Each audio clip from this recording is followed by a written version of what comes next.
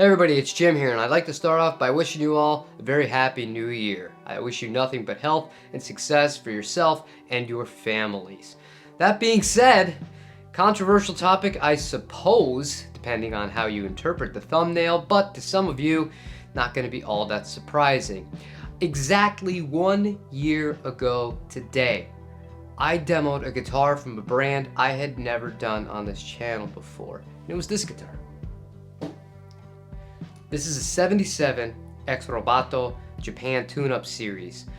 This guitar came in about a week and a half after I had had the Sire H7, and honestly, this is not one of the ones that's made in Japan. It's just finished off in Japan as far as the fretwork, the nut filing, and the setup goes, but man, this smoked everything and completely blew my expectations out of the water, considering, budget-ish kind of guitar at give or take $1,000 US. You're not expecting it to be able to compete with Gibson Customs, but compared to the Eastmans that I played, the Sire that I mentioned, the Epiphones, and a bunch of other semi-hollow kind of brands, I can't believe how much I've loved this guitar, and it's been a full year, and I haven't sold it.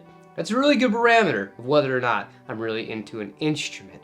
This guitar did open my eyes to look a little bit further though, because if this guitar was really as good as I feel it is, what would one of the Japanese made 77s or other Deviser brand products feel like? And that led me a little bit further down the road to picking up one of these. This is an exotic wood collection 77 Albatross that was handmade in the Asuka factory in Nagano, Japan. This guitar put to shame the $4,000 PRS. It put to shame the Fender Custom Shop Telecaster in pretty much every sense. It was unreal when I was doing my comparison filming back to back between the three guitars, trying to figure out which was the best or my favorite guitar that I purchased in 2022. I was even a little bit surprised. I just sat and objectively thought about it. It's this one. Price really has nothing to do with it, but more on that in a little bit. However, there was one major problem, and that happens to be the fact that as much as I like the Ex Robato 335 style guitar, and as much as I like this, which is really just a double cut Les Paul Jr. and, similar to the 339 that I used to have, I'm primarily a Fender player. So, when I happened to be looking around, and this took me quite some time to find, mind you, I finally found something from Deviser that seemed right up my alley. That's what I'm going to be showing you today.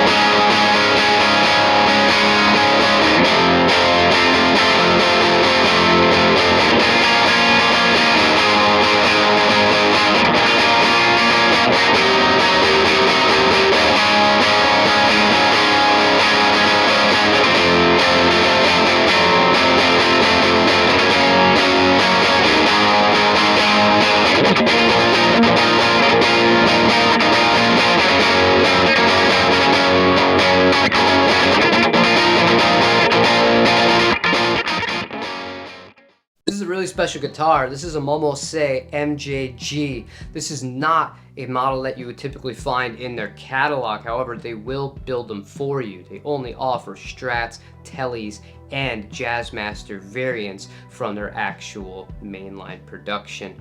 But this guitar, man, it's as good as it looks. That's the best compliment I can give it because it is absolutely stunning. I love the Inca silver finish on it. Few oddities though. It came stock as per request from the initial build with the Mastery Bridge. It came stock with a three-way toggle, which I actually have grown to really like the longer I've had this. I've had this guitar since before Christmas, but things happen and, you know, I haven't been feeling the best to film one of these videos. I've wanted to share this guitar with you guys for a bit. It's been killing me to keep it to myself, so to speak. But alder body and the neck, this neck is outrageous. The fact that you can get a guitar that feels this high-end. Sometimes people associate nowadays made in Japan with being able to get on par with American quality for perhaps a little bit less. When you're looking at a brand like Momose, and there are several other brands as well, they're not exactly cheap in Japan new, but they're hard to get in Japan new. When they pop up used, because they don't have the brand power of Gibson or Fender, you can get a great deal, just like on the Albatross as this one, because less than a Vintera for the second time in a row. And dare I say it, and I really mean it, this is a better guitar than my Fender Custom Shop Telecasters. I know they're different models, but for me, this guitar is just absolutely lights out. So with that out of the way, there's a few things I want to talk about here and a few people that have made comments that I think are very applicable and I think are very reasonable, and why I've come to the decision that I'm going to share with you at the end of this video. The first being somebody named Bligget, who's a big member of this community. He's always in a Discord and he's always trying to be really positive. He's somebody who likes to find a diamond in a rough, a guitar that punches above its weight class, so to speak, when it comes to the pricing of it. I mentioned that these guitars don't really maintain the kind of value that some of the other bigger brands do, and that is the greatest thing in the whole world if you are somebody who is a player first and, you know, cares more about the headstock second, because this not only punches above its weight, this knocks out the highest end of American guitars that I've played. And again, this isn't just lightning in a bottle here. I thought maybe I got really lucky with the budget version, which is the 77X Robato, extremely lucky with the Albatross, which is again made in Japan, and then this one, it's a trend at this point. Each one seems to impress me more and more. The quality is just out of this world. If you ever can find a Divisor-made product, whether it's Bacchus from Japan, not one of the import versions, no offense to those, I'm just talking the best of the best for value here. Bacchus from Japan, Momose, and 77, you're gonna be really hard pressed to find instruments that are built to a higher standard than any of those, and especially at these prices. It is just unreal. And the second person I'd like to reference in this video is somebody else who has supported this channel for a long time, almost from the very beginning if I'm remembering correctly, and he goes by the name of Sublime. This man made a comment the other day about how he just recently purchased a new Serb Pete Thorne model guitar, and I know for a fact he has a lot of very, very high-end instruments. He commented that he's done buying guitars in the mid-range because he just doesn't see the value anymore. The mid-range that we were talking about was guitars available in this country new for $2,000 or less or so, give or take. And, you know, I kind of side with him on that, and I laugh to myself because I've played Suhr guitars and they're great guitars. They're absolutely amazing. One day, if I was made of money, I'd love to have myself an Alt-T or maybe a Mateus Asado in the shell pink with the humbucker and the bridge. But my point is, this guitar I'd still take over any of those with this brand. The way that this neck feels, the quality of this, and I'm paying a third of that. The thing is, with YouTube, you'll always hear people saying, this guitar for the money, this guitar for the value. You can't beat it for this, you can't beat it for that. These beat everything at everything.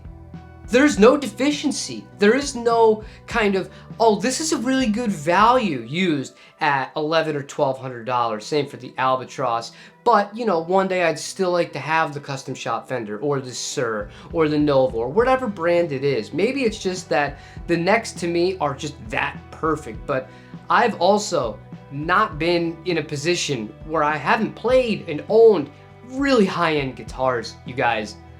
These are just not lacking in anything. They're top class instruments. I will never spend that much on a guitar ever again. I will never spend $3,000, $2,500 when I know that these exist. They are simply too damn good. And if you don't believe me, great, because it was a pain in the ass trying to find this guitar. It took me forever because, as I stated earlier, it's a spot model instrument, and well, I'd like to keep the rest of them for myself if it makes any sense to you. I mean, maybe I'm just being a little bit selfish. However, what I'm going to do and continue to do, because it's already started, I'm selling my American-made Gibson Les Paul Goddess. I have already listed for sale the Paul Reed Smith McCarty, and I will be listing for sale, if it's not already on the website, the Fender Custom Shop Telecaster. I don't feel any of those guitars warrant the prices that these, you know, when comparing to these. I just don't see it. These guitars are the best. These are the absolute best to me for what I like, for what I appreciate out of a builder. The feel is something you cannot replicate. I could go on and on about all sorts of the process of the wood selection, the rejection rate, the quality control, blah, blah, blah. I don't care. At the end of the day, I'd like to go back to just being a guitar player. And if I can have what I feel are the best possible guitars and fewer of them while having a bunch more money in my pocket, I think that this is the right way to go. However, to wrap this up, I'd like to give my personal thanks, gratitude, and appreciation to the builders and all of the workers involved with both 77 and Momose guitars. I know that the odds of them seeing this or understanding this are going to be very low. However, given the off chance that small world anything can happen, you have opened my eyes.